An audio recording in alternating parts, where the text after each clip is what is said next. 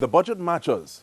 And yes, it is one thing to say that, but to really understand what it means to your pocket, we're having a range or a raft of conversations. And to start that ball rolling, we have the president of the Federation of Independent Trade Unions and NGOs and the Cooperative Credit Union League, Joseph Remy. So now, I know back in the day, the man was a wicked bowler, but we're asking him to start off as an opening batsman this time around. So we say good evening, Mr. Remy. How you do? Hi, good afternoon to you, DK. It's a pleasure. I'm coping with the virtual challenges, but life, brings different challenges and it allows you to create opportunities out of them. So I'm good. Now, in terms of those opportunities that the virtual liaising helps to bring about, the virtual pre-budget forum is something that the Cooperative Credit Union had a little while ago. I think it was at the start of September. What was that like and how did it go? Well, it was excellent. We had a very high response rate from our membership and wider national community, and it went exceptionally well. We had presentations from former Minister of Finance, Karen Nunes de Shara. We had Dr. Winford James, and we had Kerwin Valley from KCL Investments. I spoke on behalf of the league, and they posited some critical, recommendations to the Minister of Finance. All we have to do now is pray that there is some level of recognition of some of those recommendations. Dr. James spoke about the issue of the disenfranchised youths and what is in the budget for young people going forward. And he would have loved to see, particularly now in the midst of a high incidence of virtual sessions and education, how are we going to ensure that no one is going to be left out and that they would not be disenfranchised youths, marginalized youths who are not going to be part of the mainstream educational trust? What is going to be in the budget for them, for those kind of situations?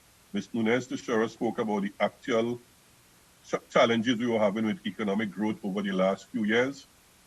And she had made some recommendations, particularly with respect to the stimulation of the economic activity and looking at the issue of transfers and subsidies.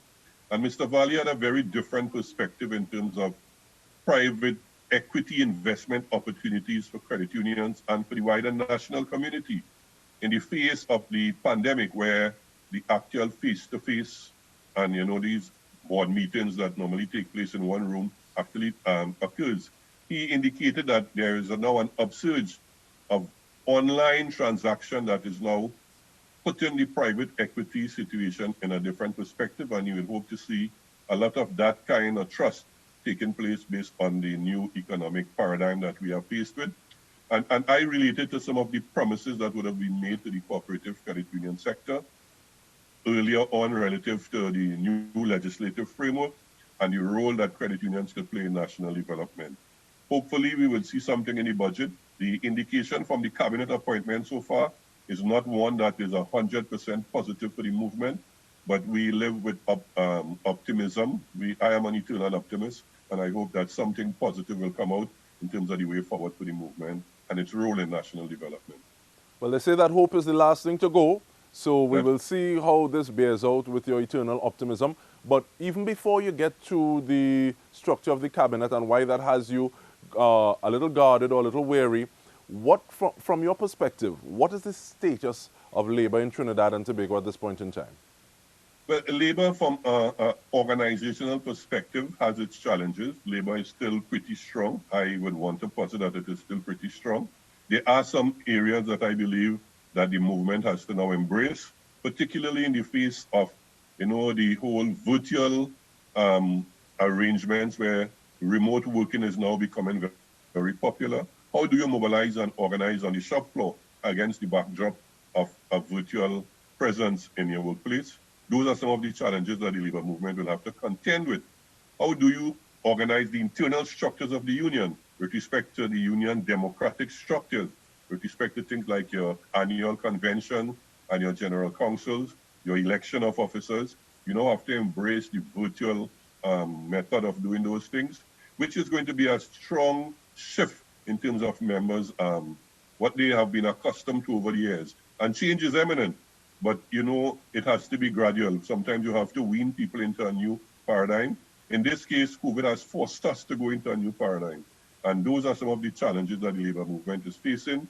The issue of the economic challenges based on COVID The regulations have now created a high unemployment situation, and we are seeing a lot of situations where workers are being retrenched, they are being followed, going up temporary layoff, and all the different things that are coming on board now.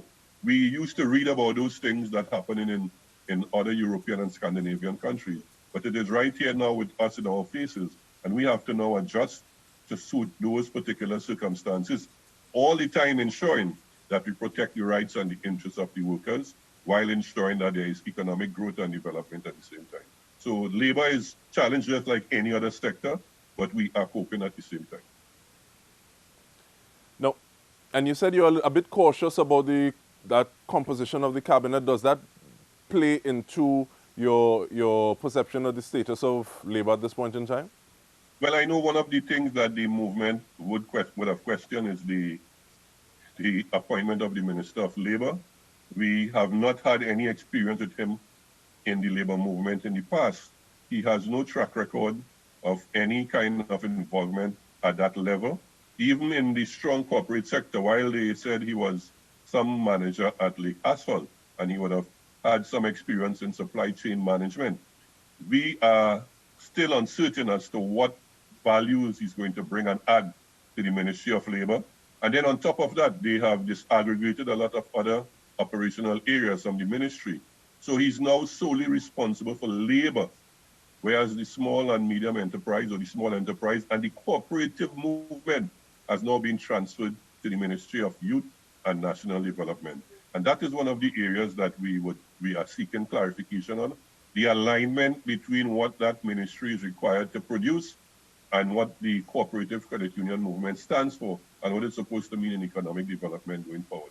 So those are some of the concerns, and one of the forums we had earlier on this year, DK Talk, and I'll talk about it later on, the strong partnership that we now would want to forge between the labor movement and the cooperative sector going forward to bring that kind of synergy in terms of what value it could bring to the national community. Now, I hear you speaking about synergies, partnerships, you speak about structures. What is the role now of the tripartite conversations or other means of articulating what the situation is at this point in time? Well, I like how you asked the question, what is the role? And I want to answer it twofold. One, there's a expected role that tripartism should play in national development. And we take our lead on tripartism from the International Labour Organization, which itself is the global tripartite body. The ILO itself is structured along tripartism. And as such, we take our lead from that. And the ILO recommends, that tripartite should be a forum that should be used, for consultation, negotiation, joint decision-making, and depending on the arrangement between the parties involved, you have to ensure that it's not ad hoc, it could be institutionalized. And what we are attempting to do, what we made a recommendation to the last National Tripartite Advisory Council, and we would hope it is included in this budget presentation, is some allocation to put some institutional structure to the NTAC. What we don't want to see happen is that at the advent of every new government, there's a new arrangement for tripartism. We believe it should be institutionalized. There should be legislation drafted, taken to Parliament and approved and enacted to ensure that the process of tripartism becomes embedded in the governance structure of Trinidad and Tobago. And as such, we would not have it be operated at the whims and fancies of any government. We believe tripartism is critically important. It brings to bear the different perspectives to bring about a national consensus going forward. And we want to continue this conversation when we return. We're speaking with Joseph Remy. Budget Matters. Stay with us.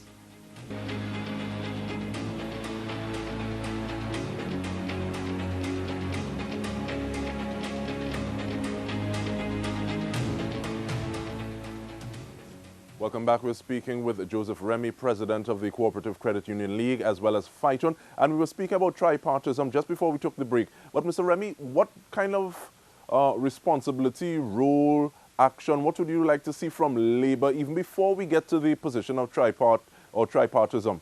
Because there have been members, persons, individuals who said that the Labour movement from time to time can be described as divided. And there are groups within that Labour movement.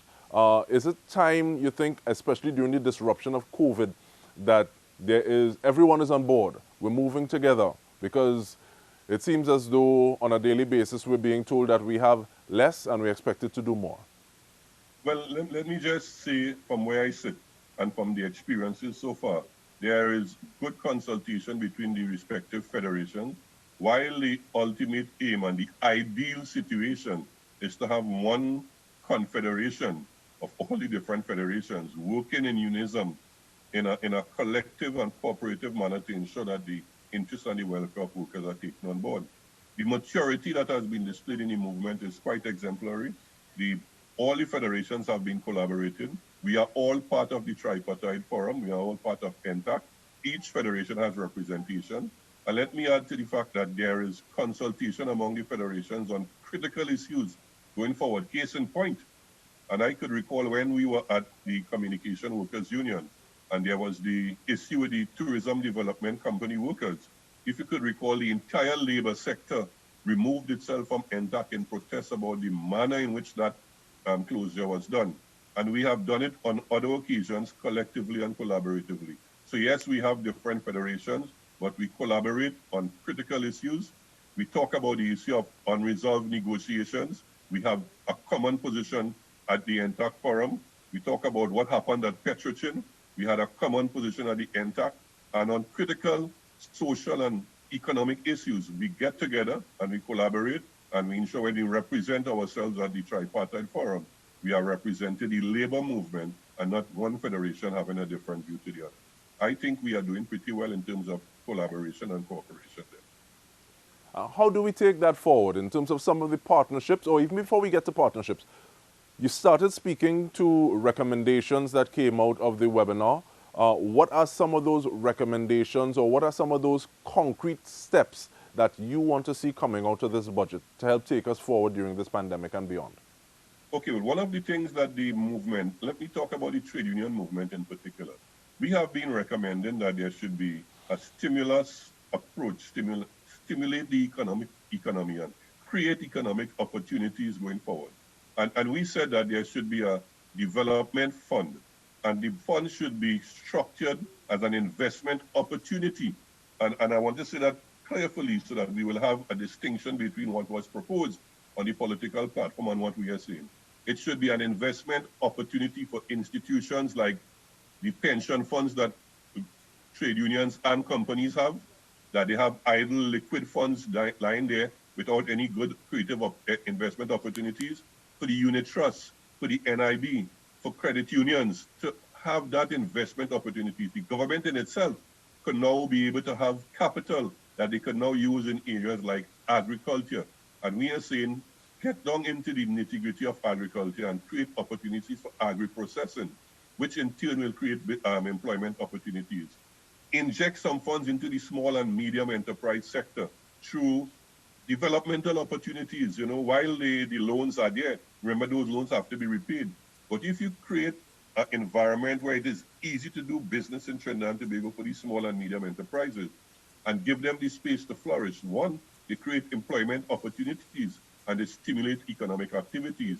And by extension, we save foreign exchange. That is one of the critical issues. You know, the issue of these companies now earning foreign exchange as against eating up in our foreign exchange reserve. And those are some of the recommendations that FITUN would have put on the table. And we also take it from the creative sector perspective. We are saying that East Port of Spain should be turned into a heritage village. You know, while we are having challenges with tourism because of the COVID-19 pandemic, right now we are seeing discussions taking place to create a regional bubble.